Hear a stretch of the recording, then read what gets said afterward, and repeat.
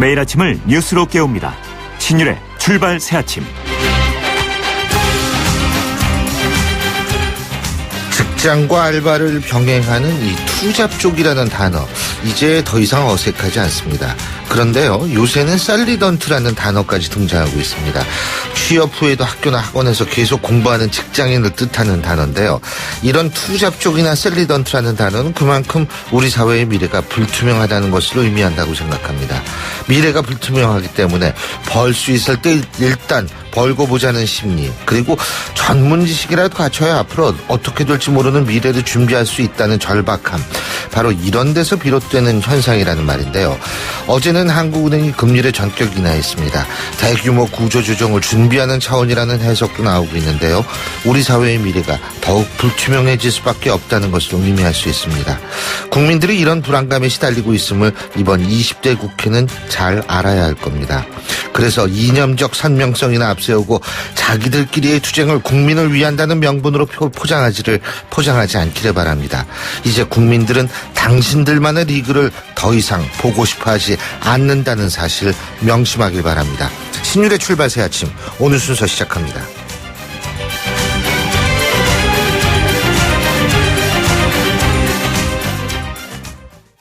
히든텍에서 택필드를 만들었네. 아주 응원해요. 못난 놈, 객필드에서 히든텍을 만든 거지. 히든텍 입는 순간 허리가 바운스. 허리가 늘어나? 나도 히든텍 한번 부탁해요. 지금까지 기막되었습니다. 숨쉬는 바지 히든텍.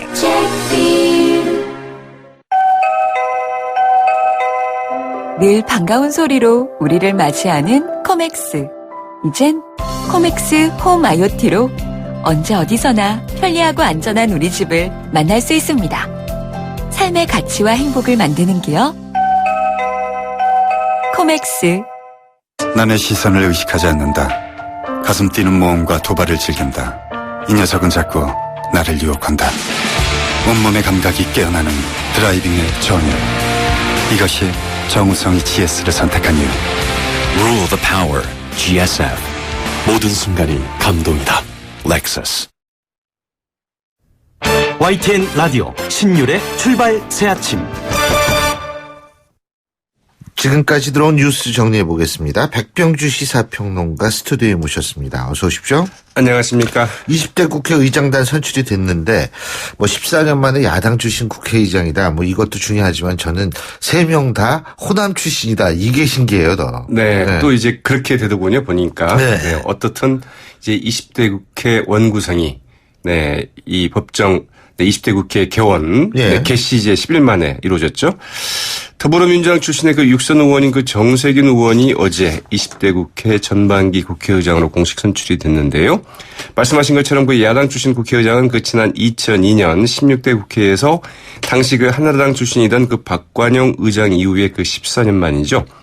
국회 부의장에는 그 5선의 그 새누리당의 그 심재철 의원, 그리고 4선의 국민의당의 그 박주선 의원이 각각 선출이 됐습니다. 이 정세균 의장, 어제 그 선출 직후에 이 국민에게 짐이 아닌 힘이 되는 국회를 만들겠다면서 그 3가지를 약속했는데요. 삼권 분립의 그 헌법 정신을 구현하는 국회, 미래를 내다보고 준비하는 국회, 국민에게 힘이 되는 국회를 만들겠다고 약속을 했습니다. 예. 근데 정세균 신임 의장이 어제 더불어민주당 의총에서 압도적으로 당선이 된 거죠? 그러니까. 네. 사실은 약간 좀 박빙의 승부가 펼쳐지지 않겠느냐 이런 관측도 있었는데요. 그러나 이제 어제 그 더민주의원총회에서 그 무명한 투표를 한 결과 정세균 의원이 121표 가운데 71표를 얻었습니다. 2명 어디 갔어요? 네. 예. 그 2위인 그 문희상 의원은 그 35표를 얻었고요. 이 박병석 의원 9표, 이석현 의원 그 6표를 얻었죠. 예. 당초 이제 그 범친노계로 그 분류되는 그 정세균 의원과 문희상 의원 나름 좀 접전을 벌이지 않겠느냐 이런 예상도 없지 않아 있었지만 이 정세균 의원 쪽으로 이제 표가 몰렸는데요. 이 특히 그 초선 의원들의 표가 이제 많이 몰렸다는 분석이죠. 전 개인적으로 이게 문제라고 생각합니다. 정세균 의원 71표, 문희상 의원 35표 이거 더하면은요 106표거든요. 121표 중에 106표 몰표가 나온 거예요. 친노 후보한테 범친노든. 네. 이거는 결국은 지금 더불어민주당 내에 있어서 이 역학구도가 어느 정도인지를 아주 정말 엄청나게 보여준 거 아니겠어요? 한 단면을 보여주는 사례이기도 하죠. 예. 그런데 20대 국회 좀 아까 시작했다 이렇게 말씀하셨는데 시작하자마자 국민의당 김수민 의원의 억대 불법 자금 정치 수구 의혹 이것과 관련해서 검찰이 수사 압수수색 들어가지 않았습니까? 네, 그 새정치를 이제 주창해 왔던 국민의당으로서는 굉장히 큰 좀 시련대가 될 것 같은데요. 예. 서울 서부지검은 그 광고에 대해서 그 6곳에 대한 그 압수수색이 나섰는데요. 이 중앙선거관리위원회가 국민의당 그 김수민 의원 등을 그 8일 어제죠. 엊그제 이 정치자금법 위반 혐의로 이제 고발한 데 따른 것입니다. 4.13 총선 당시 그 국민의당 그 선거대책위원회 그 홍보위원장이었던 김수민 의원이 이 선거 공보 대행과 이 TV 광고 대행업체로부터 허위학서를 그 작성하는 방식으로 1억 7천여만 원의 그 리베이트를 이제 받은 혐의를 받고 있는데요. 이 총선 당시 그 사무총장을 맡았던 그 박선숙 의원 그리고 그 왕주연 전 사무부총장도 이를 그 사전에 논의하고 지시한 혐의 그리고 그 세금 계산서 등을 허위로 발급한 혐의 등으로 역시 이제 고발이 됐습니다. 이 김수민 의원은 그 벤처 사업가 출신이고 20대 국회 그 최연소 의원이어서 좀 화제가 되기도 했었죠. 그런데 이제 국민의당하고 김수민 의원은 전혀 사실 무근이다. 이렇게 나오고 있죠. 맞습니다. 이 김수민 의원은 그 언론에 보도된 내용은 그 전혀 사실이 아니라고 이제 그 전면 부인을 했는데요. 이용주 국민의당 그 법률위원장, 이 김수민 의원이 그 대표로 있던 그 브랜드 호텔이라는 기획사에서 이 공보 대행업체로부터 받은 돈은 그 리베이트가 아니라 정상적인 기획을 제공하고 받은 돈이라고 이제 설명을 했습니다.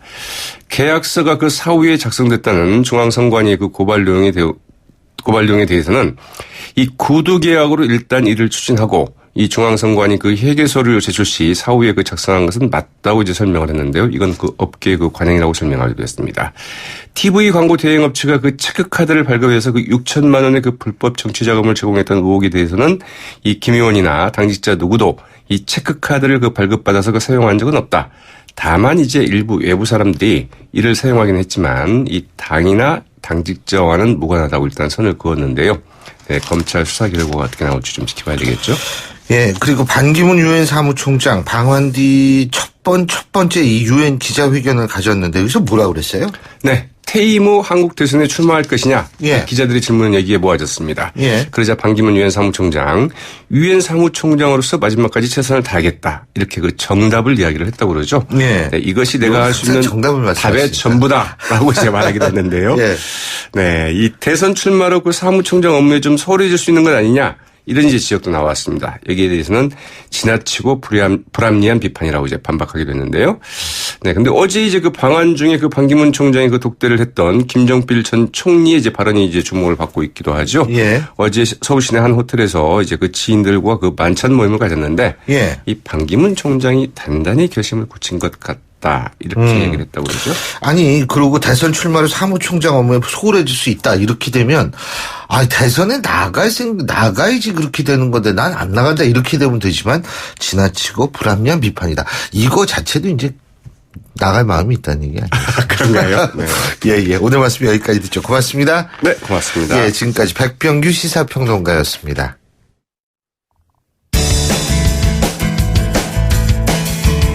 여러분은 지금 FM 94.5MHz로 방송되고 있는 신율의 출발 새 아침을 듣고 계십니다. 의견 주실 분은 짧은 문자 50원, 긴 문자 100원의 이용료가 드는 휴대전화 문자 메시지 우물정 0945번으로 의견 남기실 수 있습니다.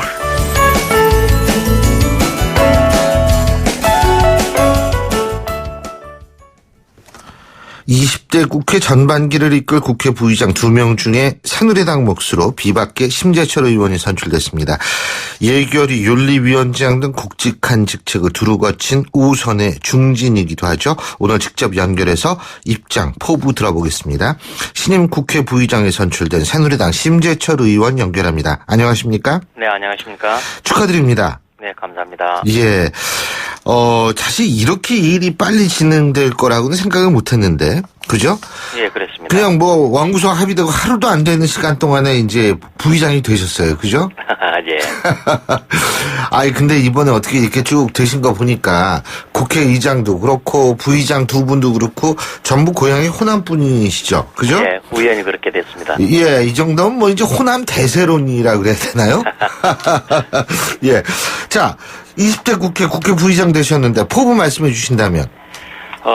아시다시피 이번엔 지금 3당 체제로 됐습니다. 예. 이전에는 양당 체제여서 그런 갈등과 고집을 꺾지 않아도 괜찮았었는데 이제 이 새로운 3당 체제에서는 어떻게 해야지 국민들 삶에 보탬이 될 것이나 고민하고 대승적 차원에서 협치를 통해서 문제 풀지 않으면은 존재하기가 힘들게 됐습니다. 예. 물론 이제 3당의 원내대표나 당대표님들도 노력을 하시겠지만은 국회 운영을 맡고 있는 의장단의 일원으로서 국회 원만한 진행을 위해서 노력해 나갔을 겁니다. 특히 여당 부의장으로서 행정부 청와대와 이 교감해 나가고 정부가 국정 운영을 원활히 할 수 있도록 도울 것은 돕겠습니다. 물론 행정부에 대한 국회 견제 기능은 제대로 살려가지고 잘못된 점은 지적하고 고쳐서 합리적 대안이 나올 수 있도록 유도하는 일도 게을르지 않겠습니다. 예. 근데요, 제가 심재철 부의장님께 좀 궁금한 게 있어요. 이 정세균 의장이 이제 더불어민주당에 선출될 때 굉장한 표 차이 압도적으로 됐거든요. 예. 문희상 후보의 표까지 합하면 뭐 100표가 넘는 그런 표를 얻었습니다. 121표 중에. 근데 그거 가지고서 이제 친노들의 힘이 엄청나다 이런 분석이 있었거든요. 근데 지금 심재철 의원께서는 분명히 친박은 아니시지 않습니까? 그죠? 예. 그런 상황에서 심재철 부의장이 탄생하게 된 이유는 뭐라고 생각하십니까? 역시 투표를 했는데. 그것은 지금 글쎄요 지금 아무래도 저희 의원들께서 저의 경쟁력을 평가를 해 주셨다고 봅니다. 이것을 친박이냐 비박이냐라는 계파에 따르지 않고 누가 더 일을 잘할 수 있겠느냐라는 점에서 평가했기 때문에 그런 모습을 보였다고 생각합니다. 이 문제에 대해서는 계파적인 시각은 전혀 없었습니다. 혹시 말해요. 일부에서는 이런 분석이 있던데.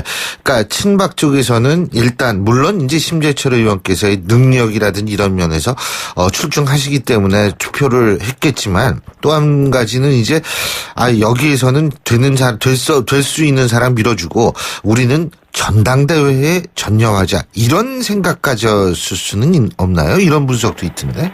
글쎄요, 그거야 분석하는 사람의 자유니까요. 어떻게 분석해도요. 예. 분명히 말씀드릴 수 있는 것은 그런 계파적인 시각들이 차차 허물어지고 있다라는 것들을 말씀드릴 수가 있습니다. 예, 그렇군요. 어쨌든 지금 이제 여당 국회 부의장이 되셨는데 지금 이제 국회의장은 야당이고 이게 14년만 그러니까 박관용 의장이죠.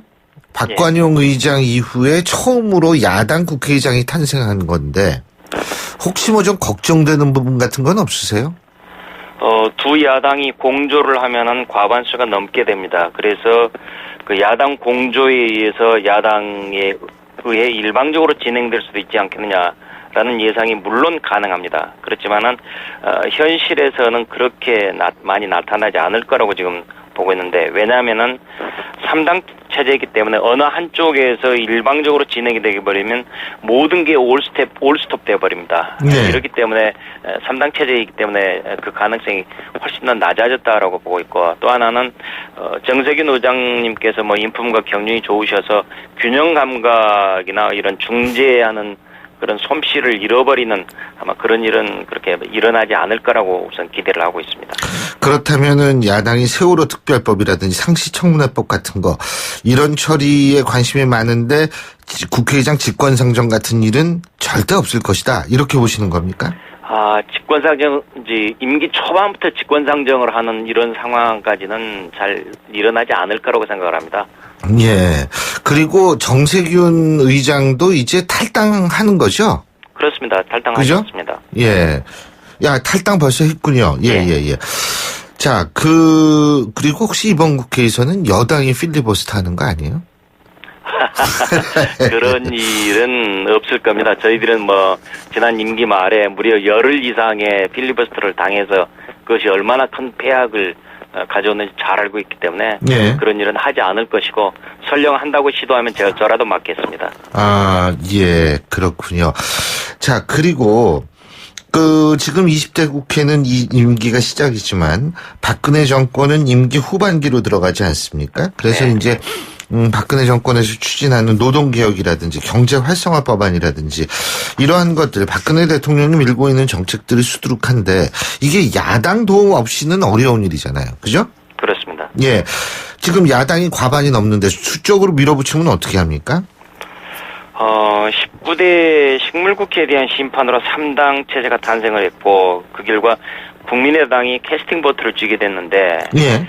국민의당이 새 정치를 내세우고 있고 그런 만큼 뭐 어느 특정하게 야당 편만 들지는 않을 거다라고 기대를 하고 있습니다. 특히 이 노동개혁법이랄지 아니면 경제활성화법이랄지 국가 경제 발전에 위해서 꼭 필요한 법들은 뭐 물론 야당의 반발이 있겠지만은 다시 또 설득을 하고 협조 요청을 해야죠. 예전의 양당 체제에서는 야당에서는 그냥 반대만 해도 충분했었습니다. 그러나 이제 3당 체제에서는 합리적인 선택을 하지 않으면은 다른 두 당이랄지 아니면 국민으로부터 왕따를 당하게 되는 이런 현상들이 발생할 거라고 저는 보고 있습니다. 그렇기 때문에 예전보다는 좀 더 합리적인 선택들이 많이 나타날 것이다라고 기대하고 있습니다. 예. 지금 국민의당 말씀하셨는데, 새정치 말씀하셨는데, 지금 국민의당이 좀 뒤숭숭해요. 안철수 대표의 지지율도 요새 빠진다는 얘기가 나오는 마당에, 또 이 정치자금법 위반으로 수사가 들어가지 않았습니까? 그죠? 네. 어떻게 보세요? 타당의 내부 사정에 대해서 제가 지금 그렇게 왈가왈부하고 할 수 있는 상황은 아닙니다만 저도 계속 지금 언론에서 보도되고 있는 검찰 수사 같은 것들 그냥 지켜보고 있는 상황입니다. 그래서 저는 국민의당이 당 내부적으로 굉장히 어려울 경우에는 실제로 3당 체제에 있어서의 어떤 이 나름대로의 캐스팅 보트 역할을 하는데 좀 이 여러 가지 어려움이 발생하지 않나 이래서 여쭤본 거거든요.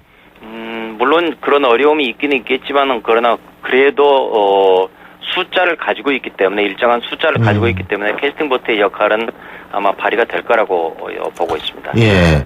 또 국민의당 얘기 나왔으니까 그 안철수 대표가 말이에요. 특권 내려놓기 위원회를 구성하자 이런 제안했다고 그러더라고요. 이 부분은 어떻게 보세요? 국회의원들의 불필요한 특권은 당연히 없어져야 마땅한 것이죠.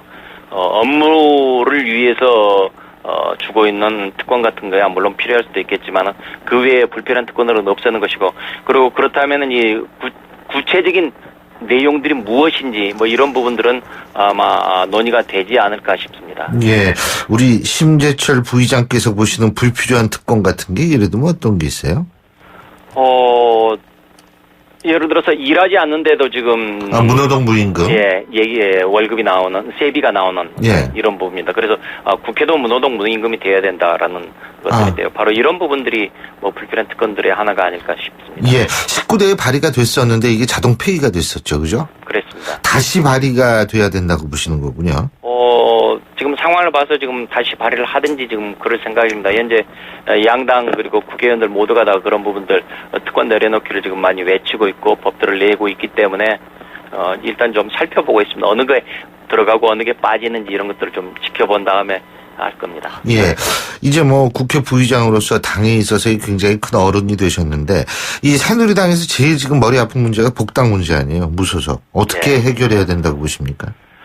제 개인적으로는 5명과 2명을 좀 분리해서 처리를 하는 게 어떻겠느냐라고 생각이 됩니다. 2명은 윤상현, 유승민, 그죠? 네, 그렇습니다. 5분에 대해서는 아무런 반대가 없기 때문에 다 받아들이지만은 2분에 대해서는 이유야 어쨌든 반대가 명백히 존재하기 때문에 그 부분에 대해서는 좀 더 시간을 가지고 서로들 설득을 하면서 풀어나가야 되는 게 아닌가 싶습니다. 예, 그래서 그 5명에 대해서는 조속히 복당시키는 게 좋다. 이렇게 보시는 거고요. 예, 그렇습니다. 그리고 2명은 그러면 언제쯤 복당시켜야 돼요? 글쎄요, 특정하게 언제라고는 얘기할 수 없겠지만은, 분명히 지금 그런 부분들을 차근차근 짚어나가야 되겠죠. 예. 차기 당권 경쟁도 굉장히 치열한데, 새누리당 내부에 바라는 점 같은 거 없으세요? 우선 제일 먼저 계파 해체 선언을 해야 됩니다. 그리고 왜 총선에 참패했는지 그 원인을 분석해야만 앞으로는 그러지 않겠다라는 반면교사를 삼을 수가 있을 테니까요. 당권 경쟁은 물론 당연히 있을 수밖에 없습니다. 문제는 이 당권 경쟁이 기존의 계파적인 행동이 아닌 개파적인 행동을 취하지 않을 거라는 이런 그 기대를 하고 있는 것이죠. 그리고 이제 하나 또 부탁 말씀드리고 싶은 것은 아까 좀 전에 소개를 할 때 비박 심재철이라고 얘기했었는데 의원 한 사람마다 친박 비박 누구 이렇게 지금 프레임을 이렇게 딱 갖다 붙이는 것들을 앞으로 조금 저희들도 물론 그런 행동하지 않을 테니까 예. 언론에서도 조금씩 좀 줄여주셨으면 하는 바람입니다. 예, 알겠습니다. 자, 어쨌든 다시 한번 축하드리고요. 예, 네, 20대 감사합니다. 국회 시작을 했으니까 잘 좀 이끌어 주시기 바라겠습니다. 네, 고맙습니다. 오늘 말씀 잘 들었습니다. 고맙습니다. 예, 지금까지 심재철 신임 국회 부의장이었고요. 신율의 출발 새 아침 1부 순서 여기서 줄입니다. 잠시 뒤 2부에서 뵙겠습니다. 록록록록록록비드 면역은 높아도 안 돼요. 안 돼요. 면역은 낮아도 안 돼요. 안 돼요. 녹용 추출 성분 록비드 록록록록록비드. 본 제품은 건강기능식품 광고입니다. 안녕하세요, 마마무입니다. 진학과 취업이 고민이신 분들을 마마무가 응원합니다. 나의 꿈은 폴리텍. 세상을 바꿔가는 모든 기술 폴리텍 대학 함께 가요. 누구나 원하는 최고의 인재 여기 아름다운 그대가 있어요. 메커텍 폴리텍 난 그대만의 폴리텍. 이 캠페인은 고용노동부와 한국폴리텍대학이 함께합니다. 서울에 사는 박준호 씨 사연입니다. 제게 일자리는 먹고 사는 문제고 인생 설계의 출발점인데 몇 년째 취업이 안 돼 걱정입니다. 라고 보내주셨는데요. 박준호 씨, 더 많은 일자리가 생길 수 있도록 청년, 직장맘, 비정규직, 소상공인과 중소기업의 이야기를 듣고 바꿔가는 일자리 대장정이 진행 중이라네요. 지금 서울 일자리 대장정을 검색해보세요. 일자리, 함께하면 일이 됩니다. 이 캠페인은 서울시와 함께합니다. 소통의 아침을 여는 공정한 목소리, 신율의 출발 새 아침. 신율의 출발 새 아침 2부 순서, 먼저 광고부터 들으시죠. 페이스 도루코 면도기, 도루코 페이스 면도기, 페이스 안전하고 부드러운 대한민국 면도기. 안전하고 부드러운 면도 그 이상을 경험하세요. The Shaving Innovator, Dorco Pace. 온도와 습도를 항상 일정하게 유지시켜주는 항온항습기 전문기업 AR.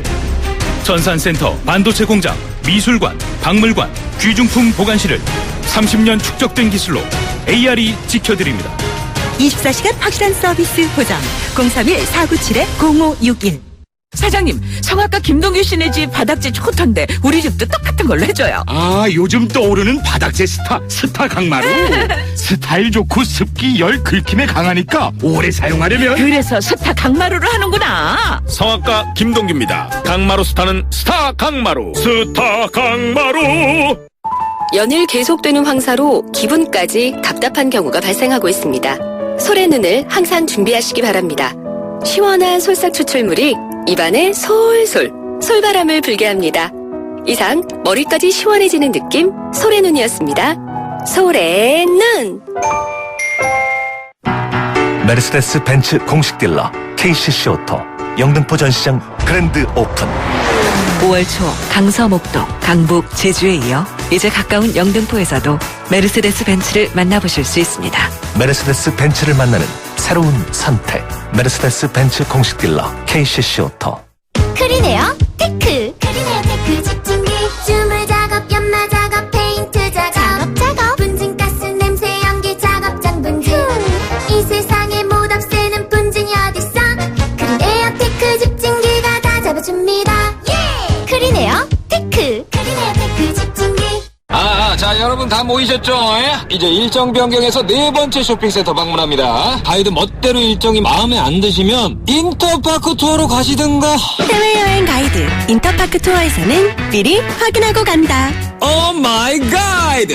가이드 실명제로 더 즐거운 여행. 인터파크 투어. 7시 39분 12초 지나고 있는데요. 지금 교통 상황 알아보겠습니다. 박화영 캐스터. 네, 신율의 출발새 아침 교통정보입니다. 고속도로 위로 돌발 구간 좀 보셔야겠는데요. 서해안 고속도로 따라 외곽 가는 길입니다. 용담 터널 3차로에 낙하물이 있습니다. 때문에 팔곡터널에서 용담 터널까지 밀리고 있고요. 화성휴게소에서 발안까지도 속도 내려갑니다. 서울 쪽으로는 일찍에서 금천까지만 더디게 지나고 있고요. 지금 서울 외곽순환고속도로를 비롯해서 이동량이 점차 늘고 있는데 경부고속도로 서울 쪽으로는 달래내국에서 서초 사이, 외곽으로는 잠원에서 서초, 신갈에서 수원까지 가기가 어렵습니다. 끝으로 도심에서는 현충로가 한강대교 남단에서 중대입구 삼거리 쪽으로 막히고 있습니다. 신율의 출발새 아침 교통정보였습니다. YTN 신율의 출발 새 아침. 예, 어제 20대 국회를 책임질 국회의장단 선출이 모두 마무리가 됐다는 거. 앞서도 제가 말씀을 수차례 드렸습니다만, 이 야당 출신이 전반기 국회의장이 오른 거 14년 만이다. 이런 얘기도 많았죠. 자, 그러면 진짜 이번 국회 좀 변할까요? 또 어떤 기대를 할 수 있을까요? 정의당 노회찬 원내대표 연결해서 입장 들어보겠습니다. 안녕하십니까? 네, 안녕하십니까? 예, 어제 의장단 구성됐는데 어떻게 기대가 좀 되십니까? 예, 특히 국회의장으로 선출되신 정세균 의장이 굉장히 원만한 성품의 소지자로서, 국회를 잘 좀 이렇게 조화롭게 운영하리라는 기대가 있고요. 그러나 국회는 국회의장 한 사람이 운영하는 곳이 아니라, 각 당들이 어떤 태도를 취하는가가 중요한데, 그리고 또 정부가 어떻게 나오느냐도 굉장히 중요합니다. 근데 현 정부가 이 여소야도 국회를 굉장히 좀 기피하는 경향이 있는 게 아닌가. 총선 내에서 드러난 민심을 아직도 제대로 수용하지 않는다는 그런 국민적 의혹이 있는 이만큼 정부의 태도 변화가 20대 국회의 운영의 어떤 방식을 갖다가 결정하는 시금석이 될 것이다 생각됩니다. 예. 자, 정세균 의장이 이런 얘기를 했더라고요. 대선이 1년 반밖에 남지 않았다. 그전과는 확연히 다른 국회를 만들겠다. 이런 얘기 했거든요.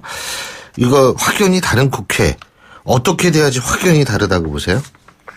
네, 사실 확연히 다른 국회를 만들어라는 것은 국민들의 요구이기도 합니다. 네. 국회가 국민들의 아픈 곳, 가려운 곳, 막힌 곳을 뚫어주고 해결하는 역할을 해달라는 것인데, 그 안에 국회가 어찌됐건 각 당의 어떤 당리 당략을 충족시키는 방향으로만 쟁투를 벌여온 게 아닌가라는 그런 국민들의 문제의식이 있기 때문에, 그런 점에서 제가 볼 때는 국민들이 요구하는 바를 제대로 수용하는 국회가 되는 것이 가장 중요하다고 봅니다. 예. 근데 그게 참 국민들의 요구를 수용한다는 게 말처럼 쉬운 게 아닌 모양이에요. 예? 예, 각 당은 욕심이 있기 때문에. 예. 그것이 걸림돌이 되는 것이지, 요구 자체가 까다로워서 그렇다고 생각되지는 않습니다. 예. 자, 상임위원장 얘기도 좀 해보죠. 법사위원장. 이것이 이제 여당이 갖고 가야죠. 그 법사위원장하고 국회의장하고 이게 일종의 견제와 균형 그런 차원 아니겠어요? 그죠?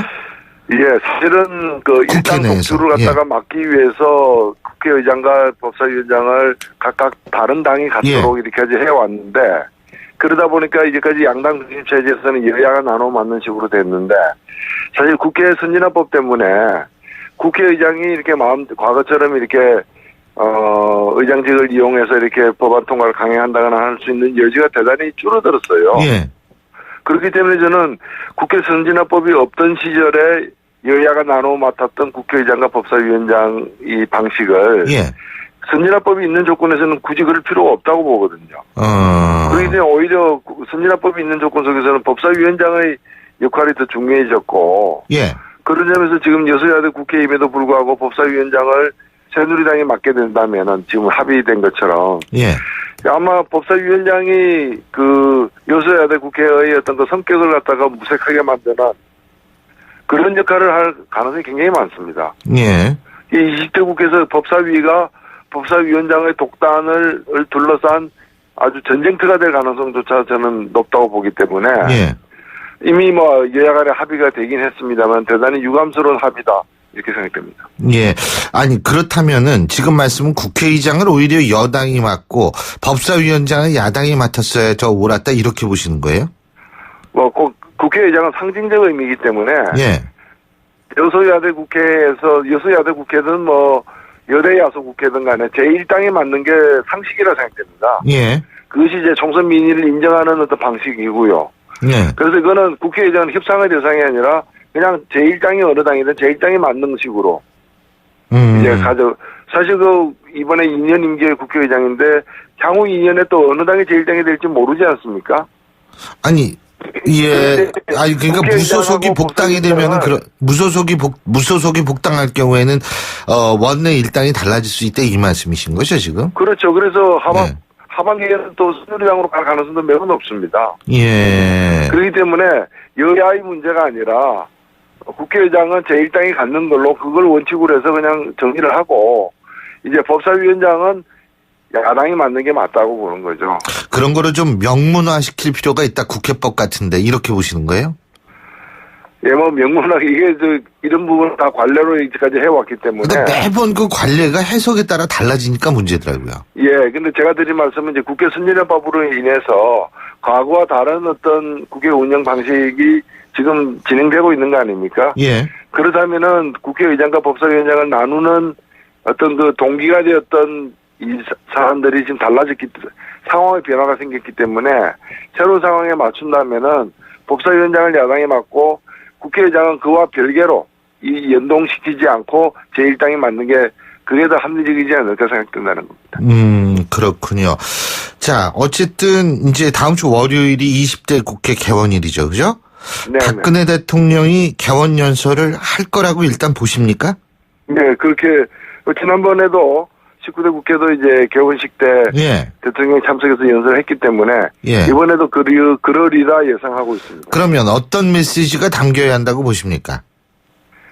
예, 저는 국회의원보다도 국회에 오셨기 때문에 그 국회가 이제 대변하고 있는 국민들을 향해서 대통령께서 지난 총선에 대해서 총선의 그 결과를 어떻게 받아들이고 있는지 그리고 그에 따라서 앞으로 국회와 더불어서 앞으로의 그 남은 임기를 어떤 식으로 이제 국정 운영을 해나갈 것인지에 대한 좀 청사진을 보여줘야 된다고 생각되고요. 그런 점에서 지난 국회 이제 원내 교수단체 대표들과의 청와대 회동에서 제대로 이렇게 청와대 회동 이후에 벌어진 여러 가지 대통령의 어떤 그 거부권 행사라거나 하는 시책들이 여소야대 국회를 인정하지 않는 게 아닌가. 4.13 총선에서 드러난 민심, 그간의 정부의 어떤 그런 독선적인 국정 운영에 대한 국민들의 어떤 문제 지적에 대해서 전혀 개의치 않는 게 아닌가 하는 그런 의혹에 대해서 이제 새로운 자세를 보여주기를 저는 기대합니다. 그 새로운 자세. 근데 김재원 전 의원이 정무수석 됐거든요. 네네. 그 바라는 새로운 자세와 김재원 전 의원의 정무수석 기용이 관계가 있을까요? 글쎄요, 뭐, 이 인선만 가지고는 어떤 대통령께서 국정 운영에 좀 새로운 방식을 도입하려고 한다고 보기는 어렵다고 생각됩니다. 그러면은 왜 대통령은 김재원 전 의원을 정무수석으로 기용했다고 보십니까?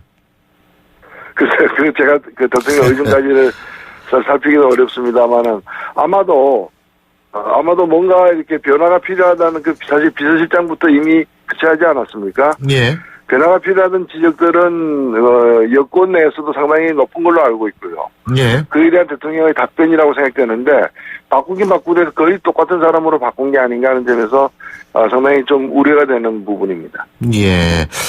어쨌든 좀 더 긍정적으로 대야 관계가 변할 것이다 이런 이 얘기도 있던데 동의하십니까?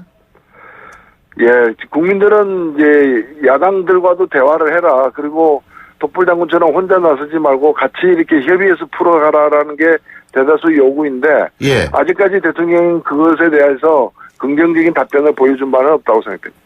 예. 자, 그리고 또 한 가지 반기문 사무총장이 이해찬 전 총리 만나려고 하다가 불발되고 그리고 오늘도 그러니까 기자회견 하지 않았습니까? 반기문 총장이. 근데 그 기자회견 과정에서도 뭐 거의 그냥 대선 출마할 것처럼 얘기하고 또 김종필 전 총리도 그런 얘기를 하고요. 자, 이런 과정을 쭉 보면서 반기문 유엔 사무총장이 결국은 대선에 출마할 거라고 보십니까? 우리 노회찬 원내대표께서도? 그걸 제가 어떻게 알겠습니까? 그러나 제가 이런 식으로 해서는 안 된다고 생각됩니다. 유엔 사무총장은 뭐 전 세계가 쳐다보고 있는 중요한 자리인데 한국 외교관 출신이 유엔 사무총장에 앉아서 유엔 사무총장 직위보다는 임기 끝난 후에 한국에 들어가서 정치적 활동을 어떻게 할 것인지를 더 고민을 많이 하고 있는 것 같은 이미지를 풍긴다면은 이것은 뽑아준 전 세계인들에 대한 도리가 아니라 생각됩니다. 이런 식으로 계속해서 한국 정치인들 만나려고 하고 한국 정치인에서 언급을 하는 일이 계속 될 바에는 아예 유엔 사무총장이 빨리 사표 내고 여의도 사무실 내는 게 나은 거죠. 어떻게 경쟁력은 그래도 있다고 보세요? 지금 이 지지율 1위에 하던데. 예, 과거에 뭐 예를 보더라도 지금 현재 지지율 1위라는 게 그렇게 그만큼 이제 명망이 높다는 것 의미 아니겠습니까? 그 이상으로 검증된 거는 아직 없기 때문에. 예. 네. 저는 뚜껑도 열어보지 않은 시험 답안지인데, 몇 점인가를 예상하기 힘든 거죠. 예. 그러니까 이거는 단지 지금은 인지도가 높다라는 걸 의미할 뿐이지 더 이상 더 이하도 아니다. 그죠? 네네. 그렇습니다. 알겠습니다. 아유, 대선도 그렇고 참 여러 가지로 참 답답한 현안들이 많네요. 오늘 말씀 여기까지 듣죠. 고맙습니다. 네, 감사합니다. 예, 지금까지 정의당의 노회찬 원내대표였고요. 신율의 출발 새 아침 2부 순서는 여기서 줄입니다. 전 뉴스 들으시고서 8시 10분 3부에서 다시 뵙겠습니다.